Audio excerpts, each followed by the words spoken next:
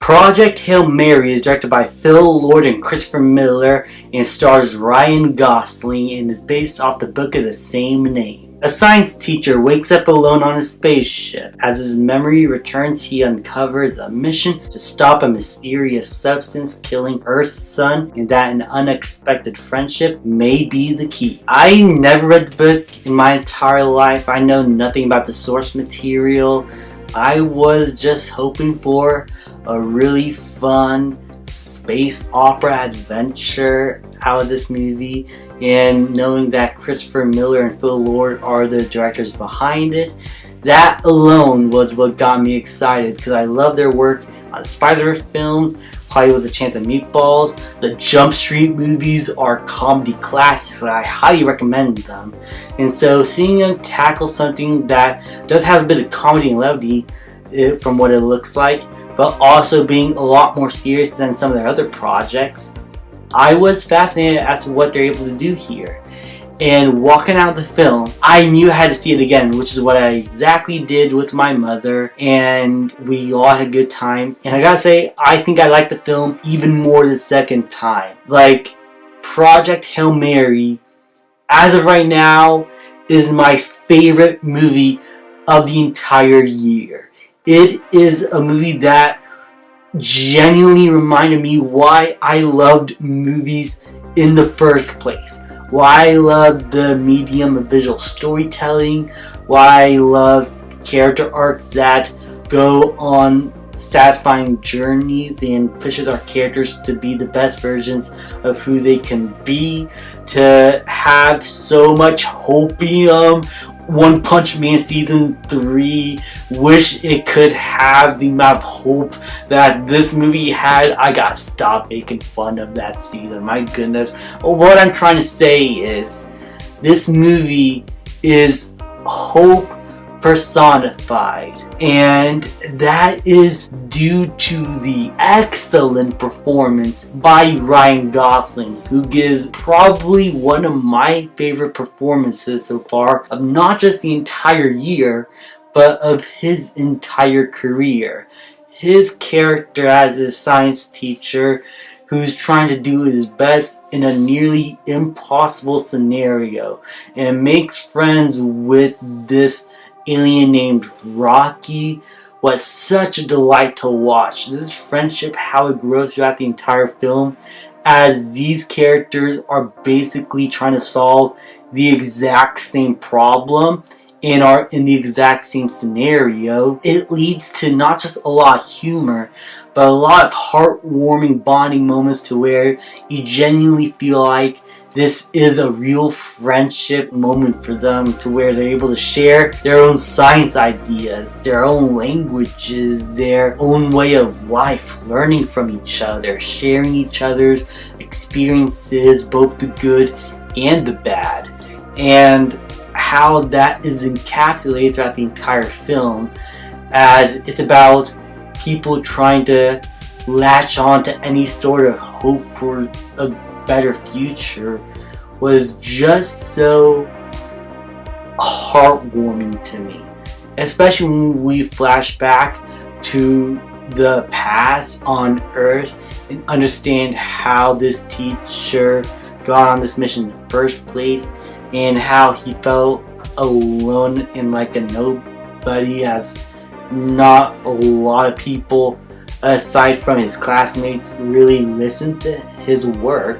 Not until this moment where the sun is dying that he feels like his ideas aren't being taken seriously, and he demonstrates his willingness to prove himself by just being there to help out all the time, to help figure out this problem and bond with some of the people who are trying to help save Earth, like this lady who recruits him.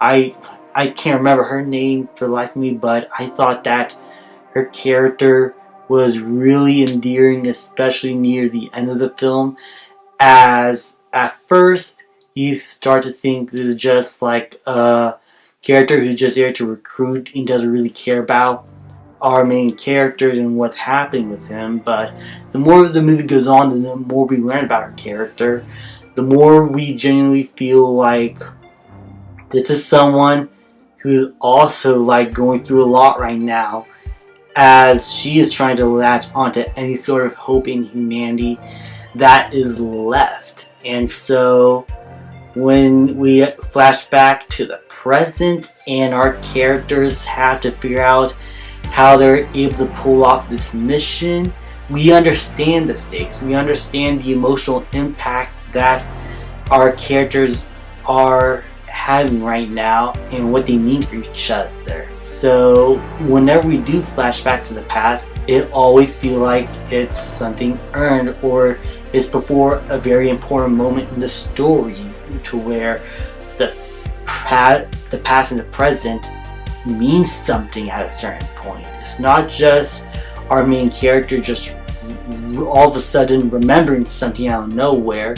There's a real story point and a thorough line to where these flashbacks happen for the purposes of the story and to inform the audiences what's happening to the plot and what's happening emotionally with our characters. And it leads to a lot of heartbreaking moments to where Rocky and Ryan Gosling's character have to make some tough decisions, and you genuinely feel the weight of what's happening whenever they have to make these decisions. I can't express just how well done the characters are here. And that is all that this film is able to do character-wise. I haven't even gone to the rest of the film, like the technical side of things. The visual effects, mind-boggling. Like how they're able to capture space, how they're able to capture these adventure scenes, how they are able to visualize certain fictional aspects of space. Like there's so much creativity in this movie.